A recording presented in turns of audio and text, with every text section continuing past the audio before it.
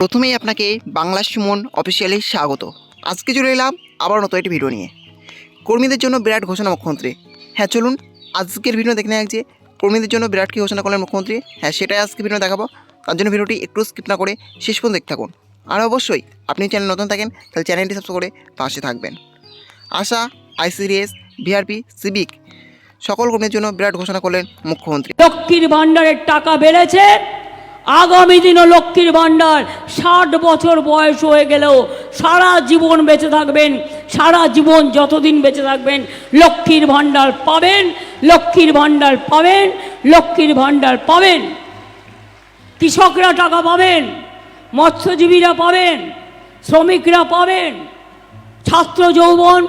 জেনে রাখবেন এত ইন্ডাস্ট্রি তৈরি করা হচ্ছে আপনাদের দিকে তাকিয়ে। আর 10 লক্ষ চাকরি আমি রেডি করে রেখে দিয়েছি সেলফ হেল্প গ্রুপের জন্য।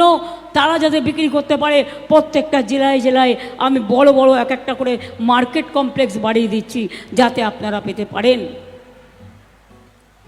অঙ্গনওয়াড়ি আপনারা জেনে রাখুন, আগে 90% দিত কেন্দ্র, স্টেট দিত 10%। এখন ওটা 60-40 হয়ে গেছে, উঠেই যেত যদি আমরা সাপোর্ট না দিতাম। আপনাদেরও 1000 টাকা বাড়ানো হয়েছে, হেল্পারদের 500 টাকা বাড়ানো হয়েছে, আশাকর্মীরা আপনাদের 3000 টাকা করে প্রথমে দিত, সব বন্ধ করে দিয়েছে। কিন্তু আমরা যতটা পারি আপনাদের হেলথে কাজে লাগাই।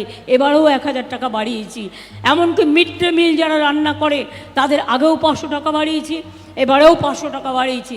সিভিককেও সাম্মানিক বাড়িয়েছি, গ্রিন পুলিশকেও বাড়িয়েছি, আমরা ভিআরপিকেও বাড়িয়েছি। এবং সরকারি কর্মচারীরাও আগামী মে মাসে 4% দিয়ে আবার তারা পাবে।